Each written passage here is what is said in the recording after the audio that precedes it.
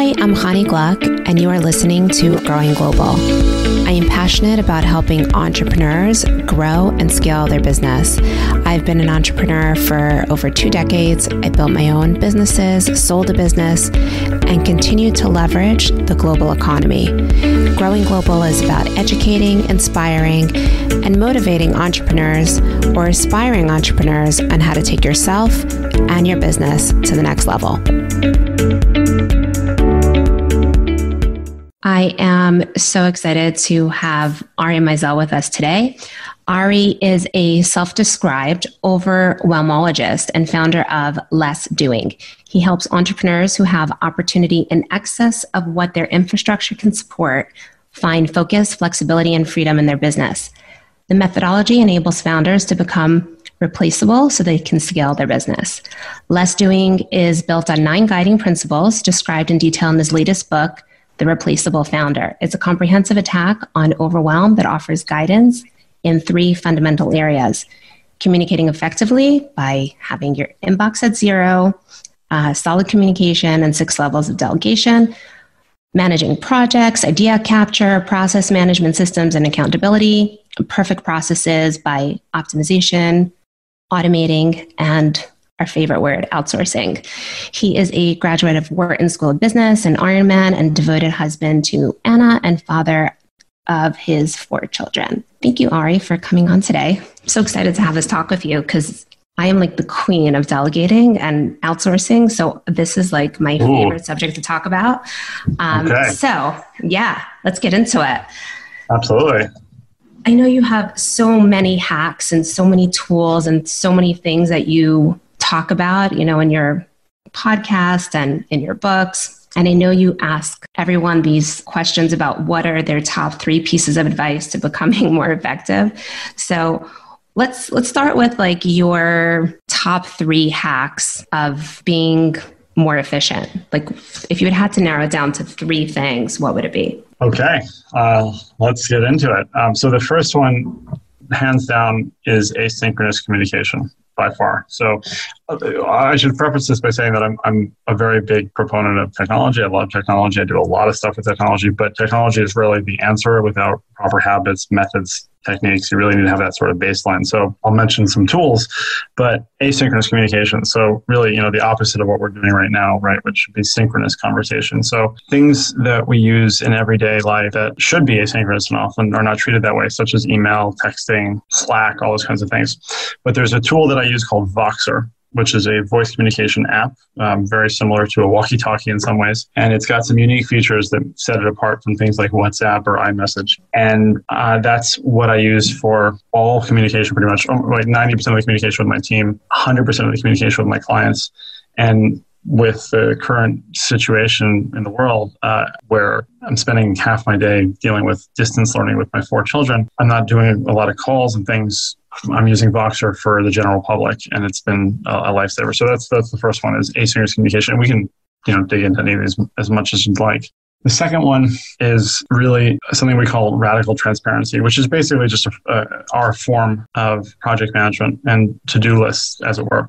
And we use Trello for that as a team. And so it just is our source of truth, basically, at all times. So we always know who's responsible for what, where things are at. Everybody knows that. So it's complete transparency, as I said. And I have a distributed team currently that are all at home with kids. And it just makes sure that nothing ever falls through the cracks. And then the third one it's probably a bit of a tie between outsourcing and automation. So you know, if you're the queen of automation, I think I could probably say that I'm a king of automation as well. And I do a lot of it, obviously, but I'm always looking at how we can automate things. So there's a platform called Zapier, which you've probably heard of. And I have done some pretty innovative, very complex things with Zapier that have gone so far as to, I'd say, replace not only full-time positions that we might have had to have in the business, but in many ways, it's replaced a lot of the high-level functions that I myself business. Because the replaceable founder is about making everybody in the business more replaceable by creating systems and processes that replace them, not so that they're replaced out, but so that they can be replaced up. Those are sort of the 3 quick ones. That's awesome. I love Trello is awesome. Voxer's great. Tell me about what have you done with Zapier? Like, give me an example of something that you've created. Sure. There's one particular tool that ties into Zapier that I use quite often, which is called Monkey Learn. So Monkey Learn, for those who don't know, is a machine learning algorithm or a machine learning modeling tool. And so you can use it to basically create models of decision making that are based on the way that you make decision making. So anytime you have in your life something where you make a judgment call or you know it when you see it, that kind of thing, you can basically teach that to a machine learning model and then apply that to things in your life and your business. So I've used Monkey Learn in concert with Zapier to create something I called the press bot, which finds and responds to and pitches press opportunities that are completely tailored to you and your business at all times. I've used it to identify and predict the likelihood that somebody will become a customer just based on their email address. We can use it to identify content that will perform particularly well based on content that has performed well in the past. And I've even used it in the hiring process to compare resumes and identify really top-level candidates. And all of that is sort of held together with Zapier. One of the more complex zaps, I think, that we've built or that I've built is all around customer journey and sales pipeline for the most part. So one very small example is with our salespeople and they're working in Trello. If somebody doesn't show up to schedule a call, the salesperson moves their card in Trello to the no-show column. And that kicks off a series of 8 messages that are text messages, voicemails, and emails separated out by several days. And then if that doesn't respond, then it moves it to another phase, which then kicks off another whole process. So part of it is just, it's really cool. We can automate a lot of that. But the other thing is that what it means is that I can bring in salespeople with very little training because I don't have to say like, oh, and then you have to do this and this and this. It's like, no, just if they don't show up to a call, put them in this column. Kind of obvious. And everything else happens after that. And you're doing this all through Zapier or a combination of Monkey Learn and Zapier together? Yeah, I always consider Zapier to be like the duct tape for everything else. And so do you have software developers that help you do all this? Or is this what you do in your free time, just play around with? Yeah, so it's really funny. I have to try to describe this in a way that doesn't make it sound like really pretentious. I have maybe a unique ability that I can conceptualize some of these automations, very, very complex automations, and know that they're going to work before I've actually built them. And fortunately, at this point, I've trained one and sort of another member of my team really, really well to be able to build this stuff out. So I don't spend a lot of the time tinkering with this stuff anymore, but I do come up with the concepts. Would you say that that's your unique ability? To some extent, I think the way that I would usually describe my unique ability is that I'm really good at connecting the dots, right? So I can see really interesting ways that 2 different pieces of software can interact. Or consequently, when I'm coaching, I'm really good at sort of connecting a client's problem that seems really complex with a fairly simple solution. Most of our listeners are doing some kind of offshoring or considering offshoring. And I know you're a major fan of delegation and offshoring and having VAs. If someone has never sent anything offshore or delegated to a VA, what would be some tips that you would try to help somebody offload some of their things? Like what would be some of the first steps they would do? So there's a few different sort of issues to tackle there, in my opinion. So the most common is that I'd say 90% of business owners have had a bad experience with outsourcing at some point, right? So I love to ask this question whenever I give a talk somewhere. I'm always like, hey, how many people here have ever outsourced something? A bunch of people raise their hands. And then I say, and how many of you have ever had a bad experience outsourcing something? And I swear to you that usually more people raise their hands than initially had raised their hands for the question, right? And then my response to that is, well, I'm sorry to tell you, but it's very likely that it's your fault because we're just generally not very good. Most people are just not very good at conveying what success looks like and providing the proper resources that somebody might need and empowering people really rather than just sort of micromanaging. If somebody is dealing with that where they have had a bad experience in the past, that's usually a sort of a hump that we have to get over. And if you can get somebody to understand that it's on them to communicate more effectively, that's usually really helpful. So that's one. The second one is sort of a trust issue in general that we see with this, where they don't want to give up that sort of level of control. And if they don't want to give up that level of control, then that sort of splinters off into 2 possibilities, which is 1, that they worry that something actually bad's going to happen, or 2, they worry that they are going to be like outshined by the outsourcer. I see that a little bit less, but I definitely see that happen too. And with those, it's more of a sort of psychology conversation to try to figure out what that issue is and what the the holdup is around those control issues. And then the sort of third scenario is people who just don't know how to do it and just don't understand what they can outsource. And I'd say that that's a pretty frequent one as well, where you see people with this sort of like deer in the headlights, reaction, because it's like, oh, I can outsource anything, but I don't know what to outsource. The crucial step, I would say, is to start taking an inventory of some of the things that you're doing. And if you identify tasks in your day-to-day life in your business or week to week, whatever it might be, anything that's sort of repetitive, usually there's some element that can be automated, but there's certainly something in there that can be delegated.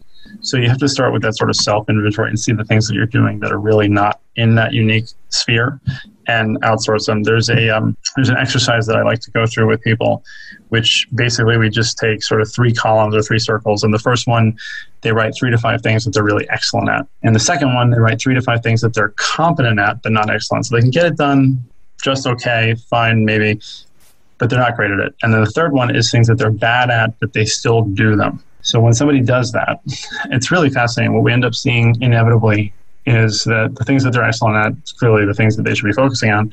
The things that they're competent at is usually the team members that they want to have either in-house or somehow on the team.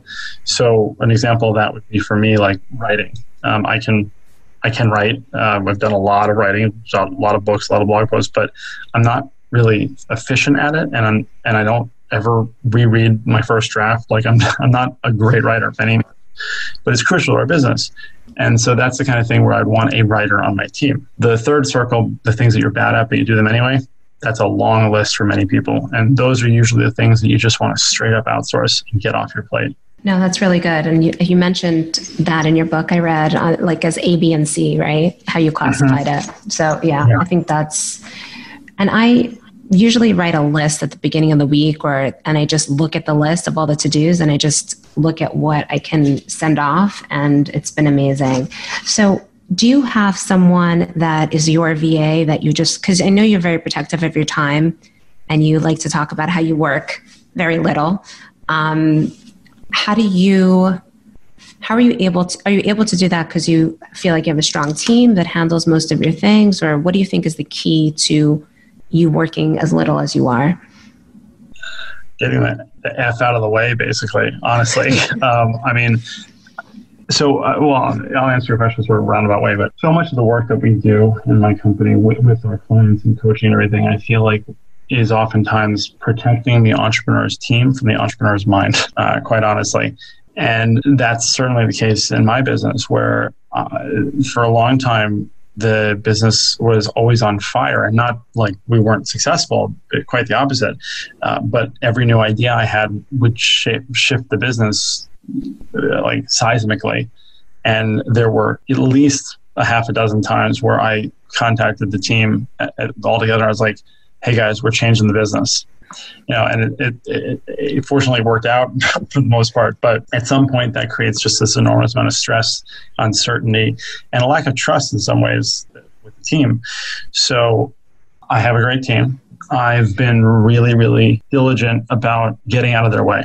So it's not so much that I'm trying to work less, right? It's really that I'm trying to get out of the way of the company and just be there for what I'm needed for, which for the most part is really, really high level sort of coaching issues and challenges and content creation.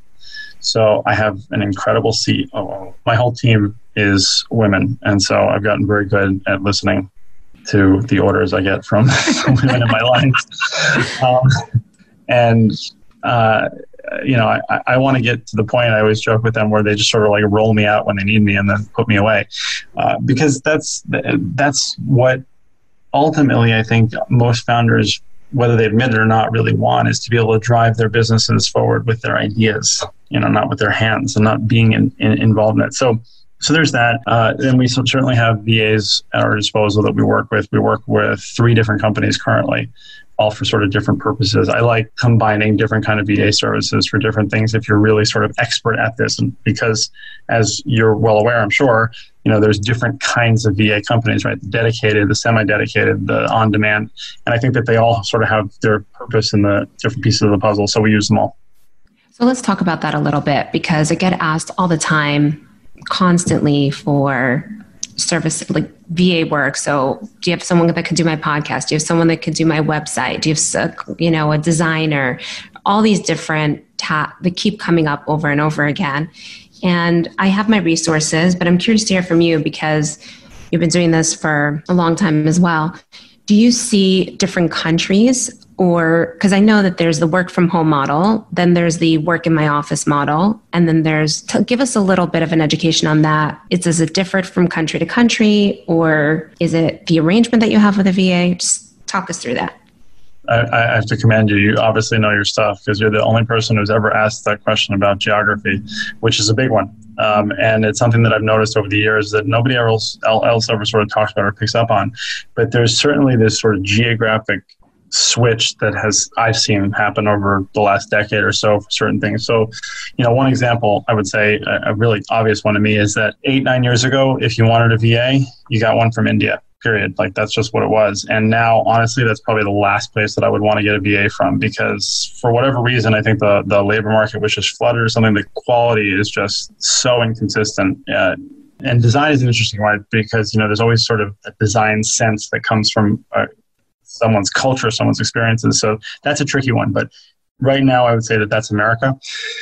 Copywriting. Right now, I go to England for copywriting. Or the UK, I guess, in general, because just seems to be a really great grasp of the English language in many different, and with like the company we work with for that, there's a company called Content Fly, which is our copywriting on demand company. And you can actually specify if you want them to use US English or UK English, which is really cool.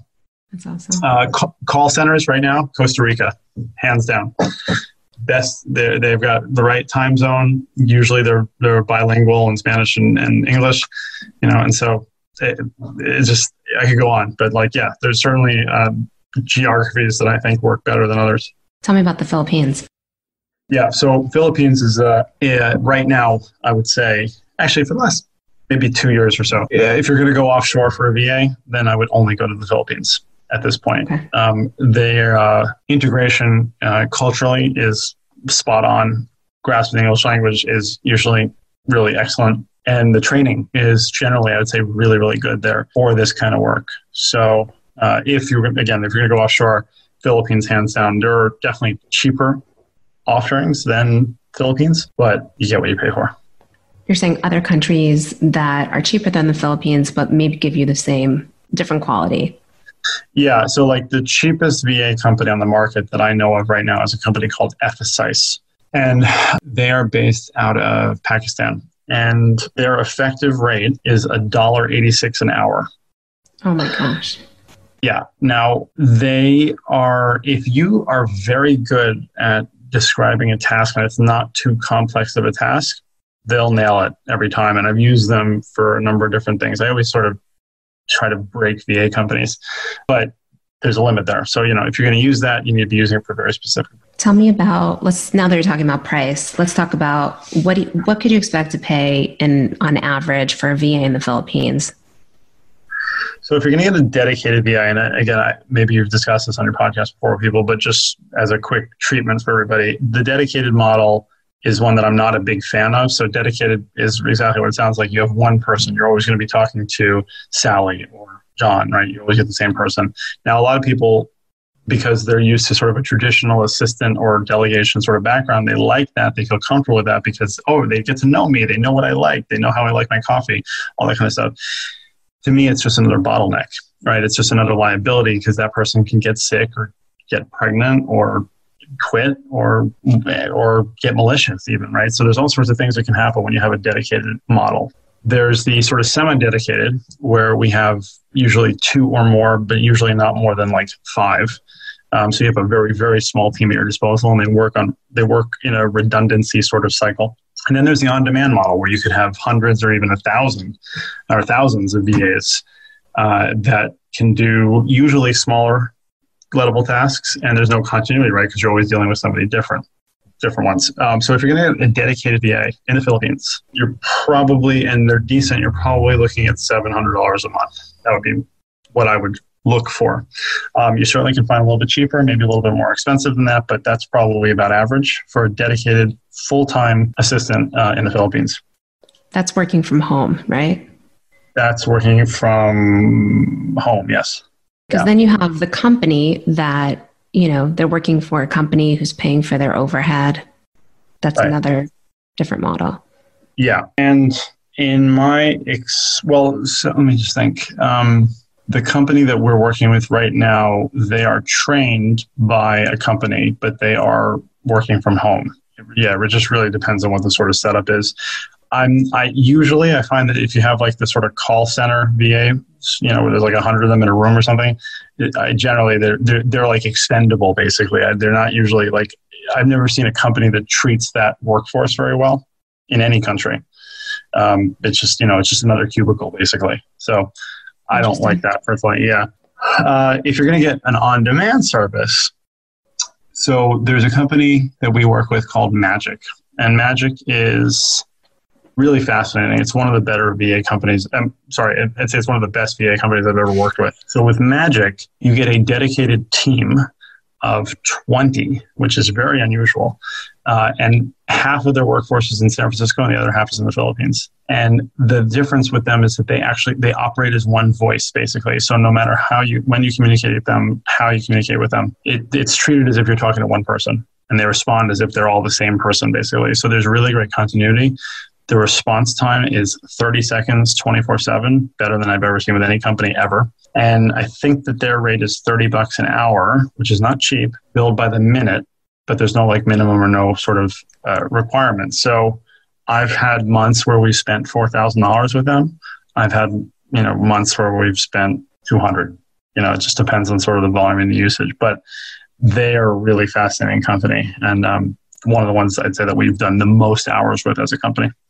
Sorry. And then lastly, if you're going to, then there's like totally on demand, which is something like Fancy Hands, for example, which I wouldn't recommend. Fancy Hands' quality is not what it was years ago. There's a new player on the market called Wing. So Wing, it's really cool. So it's an app, and they are $9.99 a month for unlimited tasks. I don't know how they do it. And they are not awesome, but they're pretty darn good. Where are they? They're getting better. I have to assume that they're in the Philippines, but a lot of the communication, a lot of the work that's being done by computers. I can tell when I communicate with it, but it's like human powered computer or human assisted computers, basically, right? So like I think their model is that like 90% of the communication is done by machines, and then the humans just sort of like add that extra touch. Wow, that's a lot of information. We have an offshore operation in India, which, I've been outsourcing to India since 2005. And it's true that they are good with certain tasks. For us specifically, we're in the medical billing space, and there's a ton of medical billing talent. Yeah. So it happens to work for us.